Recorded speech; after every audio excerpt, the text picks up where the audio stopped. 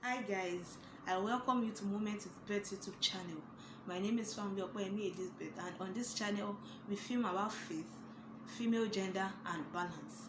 If you're a new viewer, I say welcome, and I will advise you to click on the subscribe button, click the post notification button so that you'll be aware of any video we upload. And if you are a returning viewer, I say welcome. If you've not subscribed, don't forget to also subscribe. As you can tell by the title of the video, we'll be talking about self-esteem, low self-esteem, and other types of self-esteem that we have. Okay, let's jump right into it. When we talk about self-esteem, it is the general opinion, general evaluation that you have about yourself, about your abilities, and about your limitations. Do you believe in your abilities that they can pave way for you, just like the Bible said that the gift of a man maketh way for him and make them stand before kings? Or you believe that they are just there? Do you think your limitations are meant to limit you forever, or they are a stepping stone to something greater, to a place higher than where you are right now? That is what we call self-esteem. It is the general evaluation that you have about yourself, either for something greater or for limitations, or something to limit you. And I hope that as we go through this topic together, you'll be able to learn one thing or the other about the type of self-esteem that you have, and be able to work towards betterment if by chance you discover you have low self-esteem. Let's continue. Okay, knowing your self-esteem important.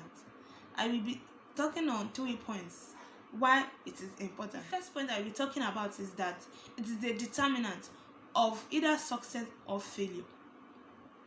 When we talk of esteem, self-esteem determines whether you fail, whether you pass, whether you succeed, whether you be a failure.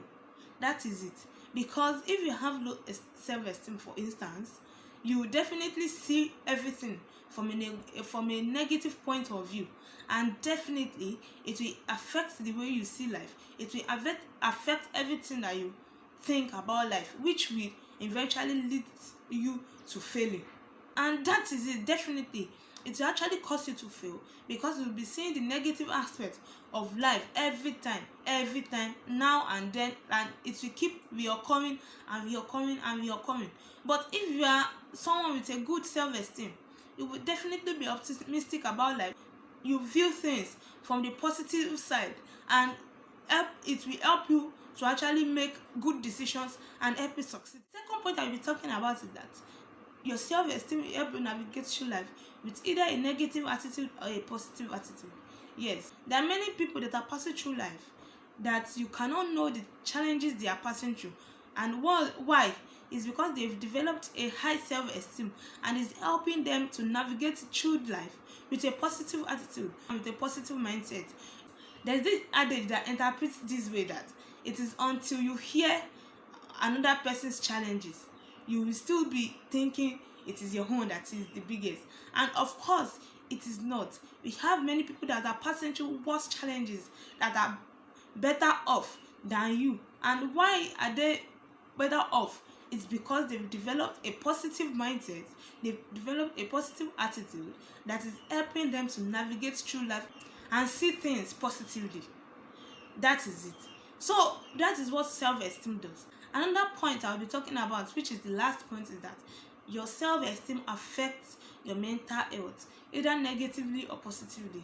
It tells the way you think, it tells on the way you relate with people, it tells on the way you relate with yourself. There are many people that don't love themselves, and it's not because of anything, it's because they have low self-esteem. They have a very weak self-esteem about themselves, and that is because it has already affected their mental health. So if you are not careful, your mental health is very, very important to you, and if you want to improve it positively, you must make sure that you have a very high self-esteem. So let's jump right into the 3 types of self-esteem that we have. First, we have the low self-esteem, and that is one whereby people are feeling bad about themselves. They always need people's approval before they can do things or go about their own daily life. Yes, that is what low self-esteem brings. It brings you dejection, it brings you depression, it brings you anxiety about tomorrow and everything in between. Yes, everything in between, because they will have poor relationships with people because of self-doubt. They are thinking, am I good to be this person's friend? Am I good to be this other person's friend? It will cause addiction. Yes, many people fighting with low self-esteem are always addicted to one thing or the other. That I will talk more on this when we are talking of things to debunk about low self-esteem. So yes, that is what low self-esteem cause. And another type of self-esteem is high self-esteem, and I think this is what many people should have. It helps them to love and accept themselves, and they believe in themselves. Yes, people with high self-esteem, they believe in themselves, they are very comfortable in their own skin, they are not afraid of being judged and many other things like that. They are very, very comfortable in their own skin. Nobody can affect them with what they say, and nobody can put them under any pressure.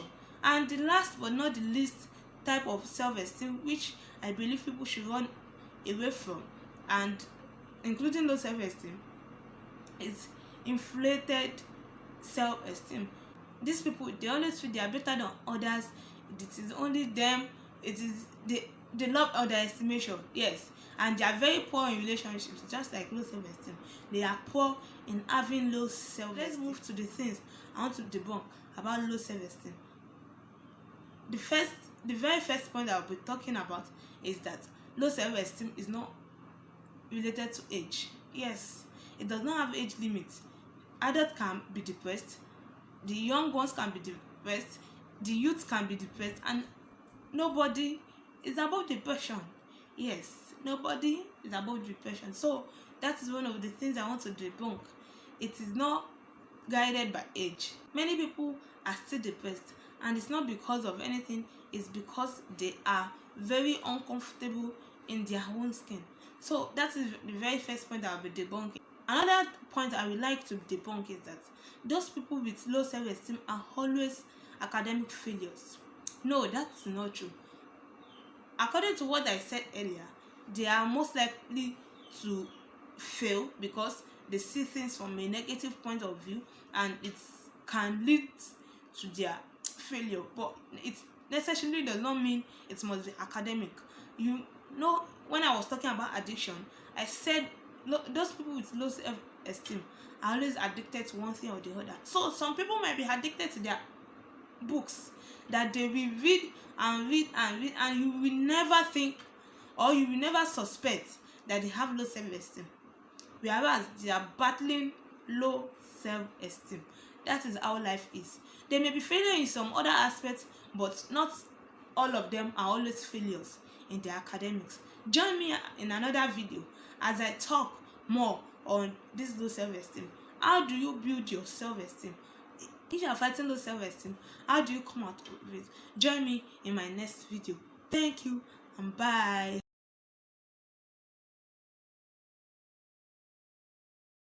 So, and definitely if you have